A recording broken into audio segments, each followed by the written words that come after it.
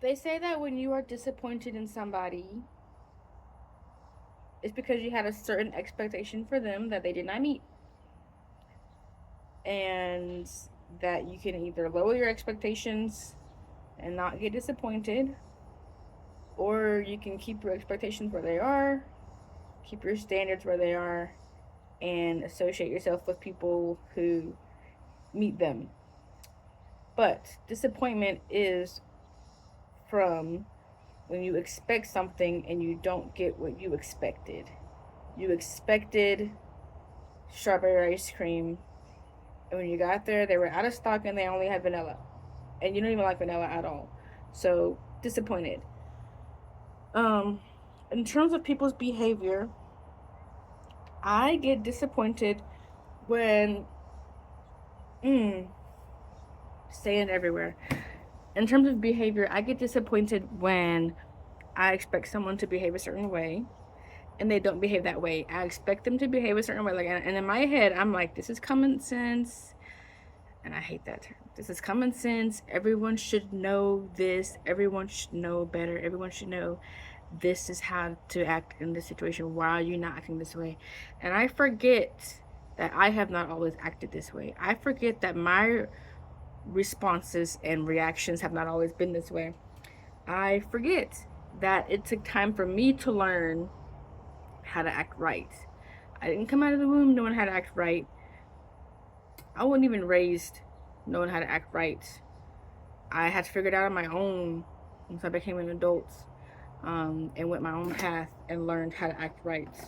Um, it took it took time. It took time. It took time. I'm 30. Just turned 30 like a month ago, a month or two ago. So I'm freshly 30, freshly in my 30s. It took time. It took mistakes. It took growing. It took trials and errors. It took trials and tribulations. It took stress. It took tears. It took happiness. It took everything. Anger. How to learn how to deal with your anger. You have to get angry. So you have to be mad to learn how to deal with being mad. How to learn how to deal with loneliness. You have to be lonely to learn how to deal with loneliness. How to get strong. You have to start off weak to get stronger. That's literally the definition of getting stronger. It means you're at the certain level and you want to get higher. So you're starting low or medium low or high. You want to get higher. There's like growth. Growth is painful. Growth is painful. You want to pray for strength. And then when you don't wake up and have more strength the next day, you're like, God didn't answer my prayers. That's like me saying, I want to get stronger physically. I want stronger biceps, but I don't want to go to the gym. I don't want to watch my diet and make sure I'm eating protein and whatever else they do at the gym to make sure that they get their muscles growth. Or yeah, I want to go to the gym, but I don't want to stretch beforehand. Well, you're gonna get a pulled muscle. You're gonna you're gonna get a hernia, and like you're not gonna be able to go to the gym anymore. Like there are processes to like getting strong, and it's painful, and it requires persistence, consistency. Like I can't just go to the gym once a month and say, yeah, I'm going to the gym. I should be stronger. Once a month ain't gonna cut it. Um, one healthy meal a week ain't gonna cut it. You have to eat healthy all the time. You have to go to the gym all the time.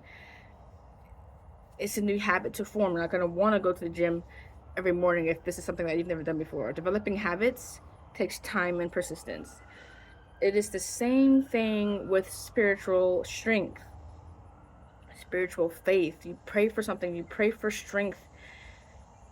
Give me the strength early. You pray for patience, and then you just want to like wake up the next day and be like, God, where's my patience at? You have to be presented with situations where you have to practice having patience. With strength, you have to be presented with situations that require you to practice having strength. You have to go to the gym, you have to lift the weights over and over and over again. Over and over again. You have to run on the treadmill over again. You have to do those push-ups over and over and over and over again to develop the skill you want, which is strength. To develop speed, you practice like a mile first, 2 miles. You increase your time from, sorry, you decrease your time from a 10-minute mile to a 7-minute mile. It's, a process. For patience, developing patience. First, you're presented with a situation that requires a little bit of patience. And the next time you have a situation that requires more patience, and you learn how to navigate that. You learn how to navigate that stress. You learn how to navigate your impatience, and you grow, and it's painful and it hurts. And I've been through a lot of that stuff. So sometimes in situations, I am super patient. Somebody stressed me out. Somebody's about to argue. And I'm just like, it's okay.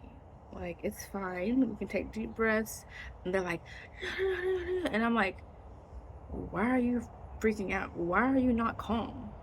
I'm always calm, usually calm in these situations. Why are you not calm? And I get upset because I'm like, why am I the only person trying to have some sense?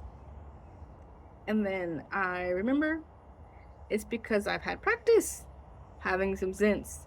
And not everyone has had practice having some sense. So I cannot be upset with them. I cannot judge them for that. They are on their own walk with God. They are on their own path with God. And when someone is not at the same point of the path as you, you can't be mad about that. You can't be mad about that. Because we're all learning our own way. We're all growing our own way. We're all walking our own paths. So I needed that reminder to not feel salty because the person I'm referring to is someone close to me. And I want us to be able to work together through things. And I'm trying to be patient and calm and work through it. And they're like, not. And I'm like, oh, why can't we just work together? Like, so I get frustrated. And then I have to take a step back and just remember, they're on a different path. So all you can do, well, one of the things that you can do is pray for them. Pray for them. Pray for yourself. So give yourself, I'm going to pray for myself to give myself more patience, to not feel frustrated at other people for not having patience.